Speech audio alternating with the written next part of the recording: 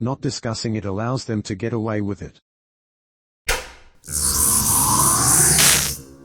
What is illegal, but people continue to do it openly without consequences? Littering. Depressed areas or cities typically have high volumes of litter. I own a company that does some federal housing administration, and housing and urban development things, and we go to many of these cities.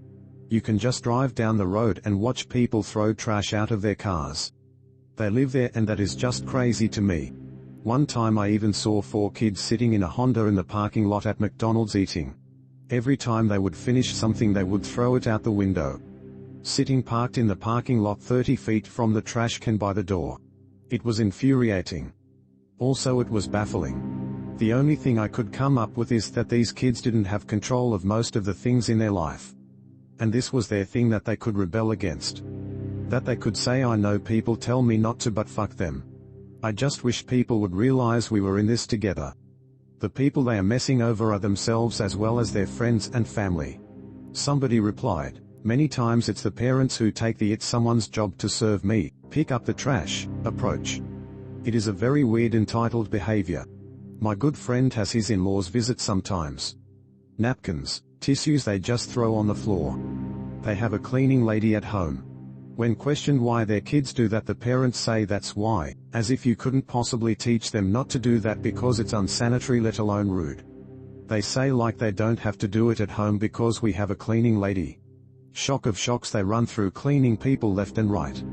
He's a doctor and the mom is a useless piece of trash. People who drive while on their phones.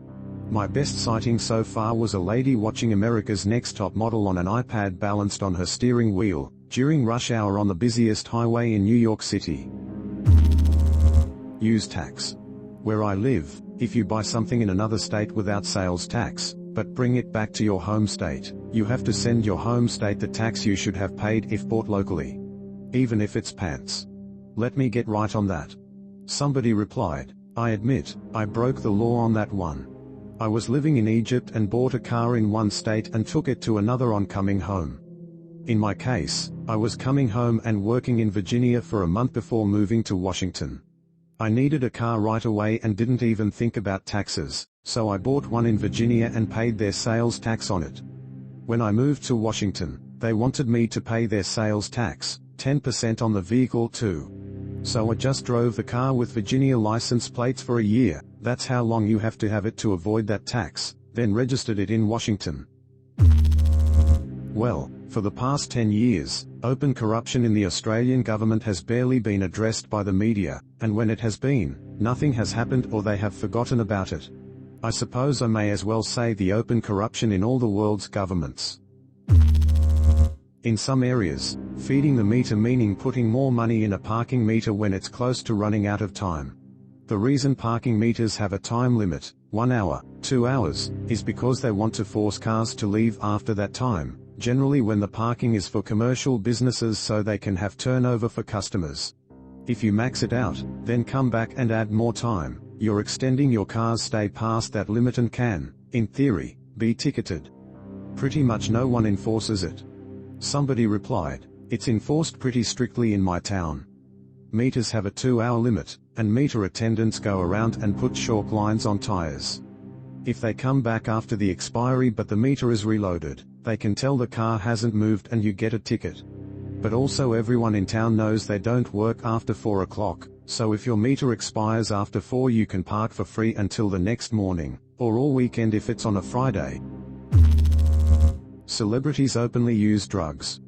Professional athletes use drugs. Politicians do shit that would get us arrested. Laws are for everyone. But they only apply to rich people if they piss off other rich people. Airbnb, in a lot of places. I booked an Airbnb in a coastal California town. Once the booking was complete, the owner texted me a completely different address just a few blocks over in a different jurisdiction. They were trying to cheat the system. Somebody replied, my landlord is turning our building into Airbnbs. It's a nightmare. It's a small building with pretty thin walls so we hear everything, and most of the renters are younger people who are there on vacation coming and going at all hours of the night. We got a letter in the mail about a township meeting where he was going to attempt to get the current ordinance lifted, so it's definitely against local ordinances, yet he just does it. I went down a little rabbit hole on the township website and it looks like he's been fined for it multiple times already, but I guess charging $200 per night instead of $1,200 per month is worth it. Thankfully our lease is up in December, although at the rate he's been converting the units into short-term rentals I'm sure we couldn't renew even if we wanted to. Parking in such a way that you not only have a wheel on the curb, but actively block the whole pavement is inconsiderate. A wheelchair-using neighbor gets so fed up with it and I can't blame her. At my workplace, we have an employee in a wheelchair.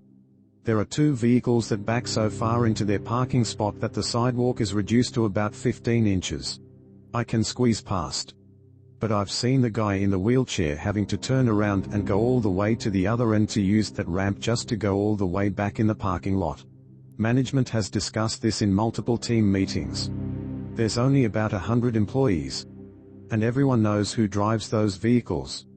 They still block the sidewalk. I'm too pissed to talk to them in an HR-approved way at this point. Fireworks. My sister went to Disney for her Sweet 16 because my mom couldn't find a legal way to set off fireworks in October and that's what she wanted. Wage theft. It rarely has meaningful consequences. Stealing $1 million from your employees by shorting their hours and doing other intentional labor code and other violations should be treated precisely as harshly as an employee walking out with a safe with $1 million in it. Yet stealing $20 from the cash register will get you arrested with a permanent criminal record. Your boss stealing $600 from you with a bounced or non-existent check?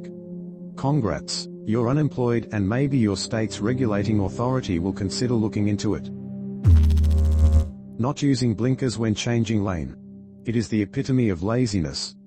If I had $1 for every time I uttered "get out of the way, you idiot" while driving, I'd be rich. Insider trading. Politicians accepting bribes is wrong. Yet somehow it is just called lobbying. Lobbying by corporations drives me nuts. The argument for it is that corporations should have a say in how things are run as well, which completely disregards the fact that all shareholders are individuals who get a vote. Lobbying serves no purpose except for bribery. I'll use it as a tool if I have to, union lobbying, but I still don't like the rules of the game. Another critique I just thought of is that a business lobby likely doesn't even represent their entire industry. For example, Irving, a large forestry conglomerate, does not share the same interests as small or upstarts or mills and foresters. In fact, it is in their interest to dissuade competition and lobby against the interest of small and medium-sized businesses, who likely don't dodge taxes through offshore accounts. Urinating in public is usually illegal in many countries, but only a few countries enforce it or watch for it. I can't speak for everywhere, but you have to choose between two things. 1. Allow people to pee outside. 2. Provide public toilets. You can't not have both. Yet sadly Japan has both of these things. It is so common to see a drunk salaryman pissing on the side of a closed business for the day. Not sure if this is UK only, but watching TV without a TV license. Effectively, the TV license is an optional tax in the UK that's used to fund the state-run BBC.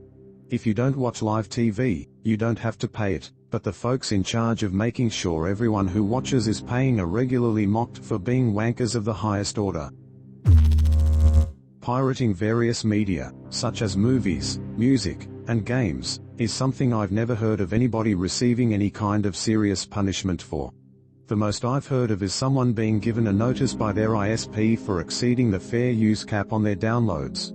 Somebody replied, "I remember reading one horror story about a grandmother whose grandkids downloaded the theme song to some TV show and she wound up being sued for thousands." This was back in the Napster days. I was always nervous about downloading stuff, but this was the only example I could ever find and I really don't even know if it's true.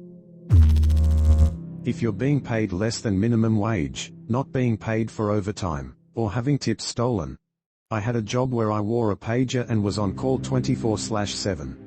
I was paid an extra $300 a month to do this. Then 5 years later I was told I'd no longer be paid the extra because I wasn't paged enough after hours to justify it.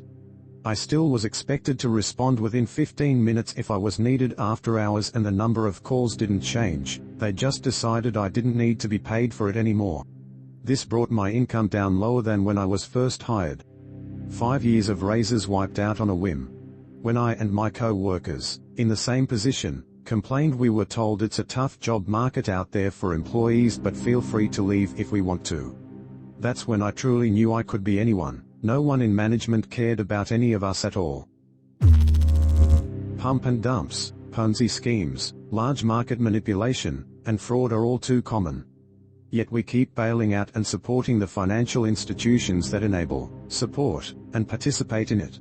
I'd like to also add insider trading to that list. On top of that, politicians trading on non-public knowledge should be illegal but isn't.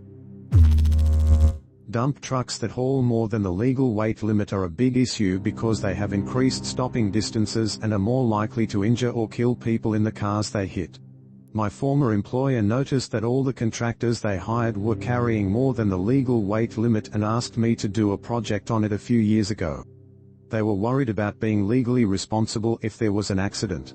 I analyzed how much it would cost to buy a fleet of dump trucks that would stay within the legal weight limit, but it turns out you can't make much money hauling at the legal limit. So, all dump trucks carry like twice the limit and just take the fines when weigh stations are open because it is way cheaper. This is pretty messed up. Honestly, I felt like I did humanity a disservice by telling my former employer that it wouldn't be worth it to stay within the legal weight limit. If you ever get hit by a dump truck, you can almost certainly sue the driver for being above the weight limit, but nobody really knows this. People refuse to leash their dogs even in city parks or streets, despite the fact that parks have signs everywhere stating it's illegal and you'll receive a fine. I unfortunately think it just doesn't get enforced, and everyone thinks their dog is the best dog ever. It is extremely annoying when you have a reactive dog that freaks out when another dog comes at us at a full sprint. Leash your dogs. One time, a dog off its leash came to my house and attacked an old neighbor's cat who hung out in our yard. Then, the dog brought the cat back to its owner at a nearby fenceless park adjacent to an elementary school, like the cat was a mere stuffed animal chew toy. The cat died shortly after, and the dog's owner and her dog got away with it, from what I'm aware of. If I had my phone on me, you can bet I would have taken a picture of the dog. But the cat came first. Being so old, the cat was completely harmless. Know what's also harmless and similar in size? A human baby. Keep your dogs on leashes. Tell their employees they cannot talk about their wages with co-workers. Yeah, they make you think that. It's very important to talk about wages. They'll pay you as little as they can, and not discussing it allows them to get away with it. Thanks for listening till the end. I hope you enjoyed listening to people's truths. Do you have any of your own to add? Let me know in the comments below, and if you liked the video be sure to subscribe to be kept up to date with my daily videos.